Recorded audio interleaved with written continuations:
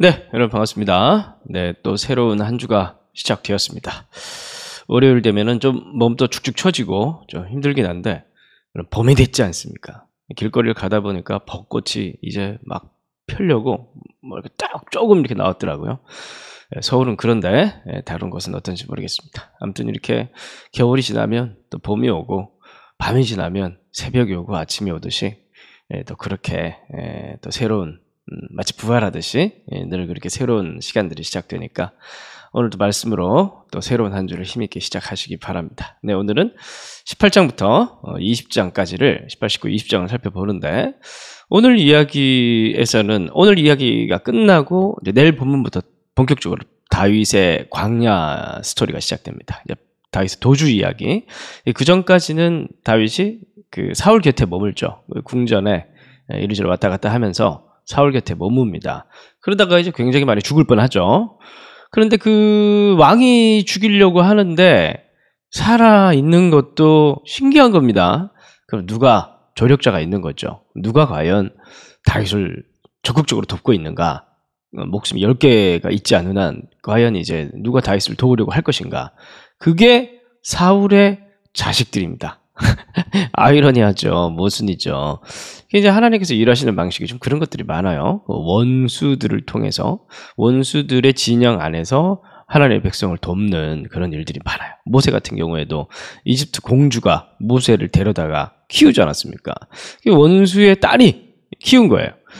다윗 같은 경우에도 원수의 아들과 딸이 다윗을 돕는 그런 이야기가 나옵니다. 그 중에서 요나단의 비중이 굉장히 크죠. 그래서 18장 1절에 보면은 요나단의 마음과 다윗의 마음이 하나가 됐다. 그래서 요나단이 그를 자기 생명같이 사랑했다. 뭐 이렇게 18장 1절로 시작합니다. 요나단 스토리가 18, 19, 20장까지 진행되는데 여기서 요나단의 마음과 다윗의 마음이라고 하죠. 여기서 마음이라는 단어가 영혼이라는 단어입니다. 숨. 그들의 영혼이 한마디로 진정한 소울메이트가 됐다는 거예요. 근데 두 사람 중에서 스토리를 읽어보면은 요나단이 다윗을 훨씬 더 사랑합니다. 그리고 이제 더불어 언약을 맺어요. 3절 중간에 보면은 요나단 다윗을 자기 생명같이 사랑하여 두 번 반복되죠. 강조하는 겁니다. 그리고 더불어 둘이 이제 언약을 맺었어요. 근데 서로 이제 우정을 지키자 막 그런 언약을 맺었겠죠. 자, 그러면은 여기서 이제 핵심 포인트가 뭐냐면 요나단은 사울의 아들이잖아요. 그럼 과연 그는 자신의 왕위, 자신의 왕좌를 버리기까지 다윗과의 언약을 지킬 수 있을 것인가? 그 정도로 사랑할 것인가? 그 정도로 소울메이트인가? 마음을 주었는가? 이제 그게 이제 스토리를 읽어가는 우리의 관전 포인트가 되겠죠. 이제 6절부터 긴장이 고조됩니다. 이 긴장은 다윗이 백성들로부터 인기를 막 얻는 것부터 시작됩니다. 그래서 6절 이하에 뭐 우리가 잘 아는 사울이 죽인 자는 천천히 다윗은 만만이로다. 막 숫자로 비교하면 사람 짜증나잖아요. 그죠? 그 사울이 이제 그 말을 9절에 8절에 그 말에 불쾌하여 심히 노하여 이르되 시기 질투가 이제 시작이 되는 겁니다.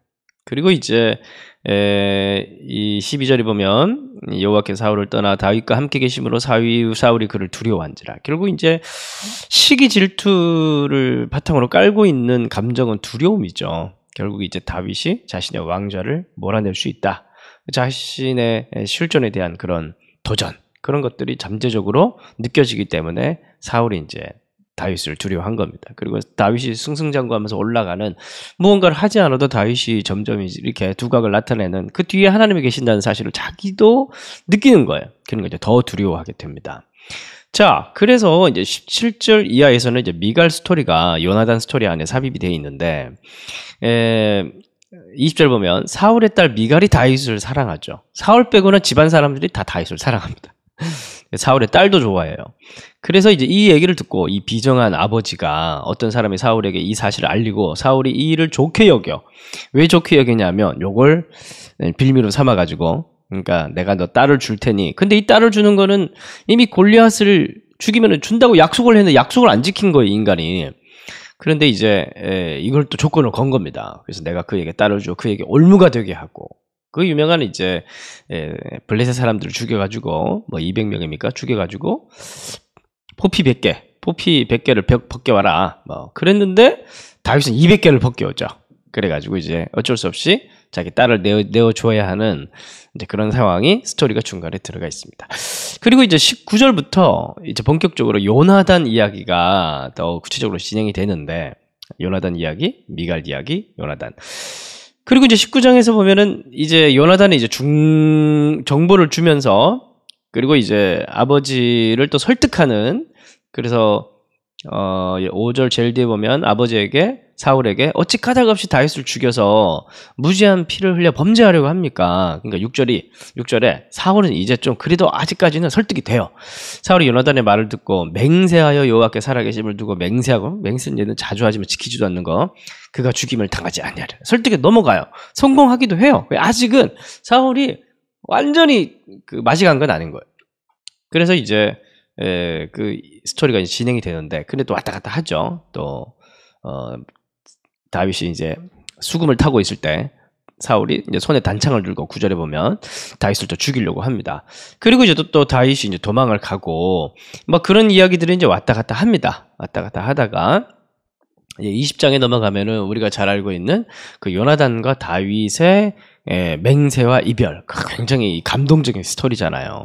이거 되게 영화로도 한 번씩 제작이 됐던 걸로 알고 있는데, 그러니까 이제 왕의 아들 요나단, 그 다음 왕은 가만히 있어도 자기가 왕이 되는데, 그리고 왕과 힘을 합쳐가지고 다윗을 죽이면은, 그러면은 이제 진짜 자기가 왕이 될 수 있는데, 요나단은 사랑을 선택한 거예요. 뭐 우정을 선택했다고 하는데 18, 19, 20장에 나오는 이 사랑은 단순히 우정이라고 표현하기는 좀 그렇습니다. 여기서는 그리스도의 사랑이 사실은 이 성경 안에서 요나단의 사랑을 통해서 드러나고 있는데, 그 20장 이야기는 진짜 절절해요. 그래서 다윗이 찾아와서 하소연을 하고, 나 이제 못 살겠다. 어떻게 하면 좋냐? 나에게 정보를 달라. 네 아버지가 도대체 나에게 뭘 하려고 하는 것이냐? 뭐 이렇게 얘기를 하니까 요나단이 이렇게 해서 신호를 주면 너는 이제 완전히 도망을 가라 라든지, 아니면 이제 괜찮다, 같이 살자, 내가 잘 설득했다 라든지, 그걸 이제 하기로 합니다. 그러면 이제 다윗은 요나단에게 목숨을 맡긴 거죠. 왜냐하면 요나단이 사울과 힘을 합쳐가지고 다윗을 속여가지고 죽일 수 있는 거 아닙니까?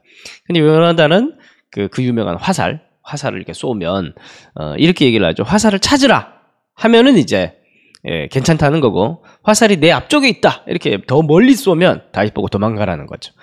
그리고 이제 사울과 대화를 하고 요나단이 이제 화살을 쏘는데 뭡니까? 내 앞쪽에 있다, 도망가라는 이제 메시지를 주죠. 사울도 30절에 보면, 20장 30절에 보면 요나단에게 화를 내며 이르되 이 패양무도한 계집의 소생아, 내가 이새의 아들을 택한 것이 내 수치와 내 어미의 벌거벗은 수치됨을 내가 어찌 알지 못하느냐. 그러니까 다윗을 죽여야 네가 왕이 된다 이 멍청아, 이렇게 얘기를 하는 거예요 사울이. 그러면서 그 얘기를 듣고도 요나단은 사울에게 설득되지 않고 화살을 쏴서 신호를 줘가지고 다윗을 저주하도록 덮죠. 참 이 이야기가 20장 17절은 핵심 구절입니다. 20장 17절. 다윗에 대한 요나단의 사랑이 그를 다시 맹세하게 하였으니 이는 자기 생명을 사랑함같이 그를 사랑함이었더라. 자기 생명을 사랑함같이 그를 사랑함이었더라. 왕가를 버리고 사랑을 택한 거죠. 요나단은 진짜 단순히 그냥 언약이나 맹세 거기에 매였다기보다 마음으로, 처음에 18장 1절에서 얘기를 하듯이 그의 영혼으로, 마음으로, 중심으로 다윗을 사랑한 거죠. 근데 여러분, 이 사랑은 누가 누구를 향한 사랑입니까? 하나님께서 우리를 향한 사랑이죠. 하나님의 마음과 중심을 다해서 그의 마음을 우리에게 주셨어요. 그리고 그 사랑에 대한 증거로, 그리고 그 사랑에 대한 실행으로 우리를 위해서 자기 아들을 내어주셨죠. 예수님도 마찬가지고, 예수님도 왕관을 버리고 사랑을 선택해서 이 땅에 내려오셔가지고 우리를 위해서 십자가에 죽으셨어요. 결국 요나단의 이야기를 통해서 우리가 볼 수 있는 건 아들을 주신 하나님의 사랑, 십자가를 주신 그 아들의 사랑이 요나단 이야기에 담겨 있는 겁니다. 사실 이 다윗의 이야기는 다윗이 대단하고 다윗이 남달랐기 때문에 하나님께서 다윗에게 축복을 주셨고, 사실 그런 영웅주의적 관점이 아닙니다. 다윗의 이야기는 처음부터 끝까지 하나님의 선택과 놓치지 않는 하나님의 신실하심, 그리고 하나님의 사랑이 다윗의 이야기에 깔려 있는 거예요. 얼마나 요나단 사랑에 사로잡힌 자입니까? 우리가 그 사랑을 받은 다윗처럼 그 사랑을 받은 우리라는 사실을 우리가 잊지 말고 오늘 다 감사하는 하루가 되었으면 좋겠습니다. 기도하겠습니다. 하나님, 우리를 그토록 사랑해 주시니 참으로 감사합니다. 아들을 내어주시기까지 사랑하신 그 사랑에 우리가 감사하고 보은의 삶을 오늘 하루도 살아갈 수 있도록 인도해 주십시오. 예수의 십자가에 담겨있는 그 사랑이 왕관을 버리고 택한 사랑임을 우리가 잊지 않게 하시고 하늘의 높은 보좌를 버리고 우리를 향해 오신 그 예수의 그 사랑을 본받아 오늘도 우리가 사랑받을 자격이 없는 자들을 사랑할 수 있는 그 사랑의 자리까지도 우리의 일상이 나아갈 수 있도록, 우리의 삶이 선택이 나아갈 수 있도록, 언제나 사랑의 편에 우리가 설 수 있는 우리가 될 수 있도록 인도하여 주옵소서. 예수님 이름으로 기도합니다.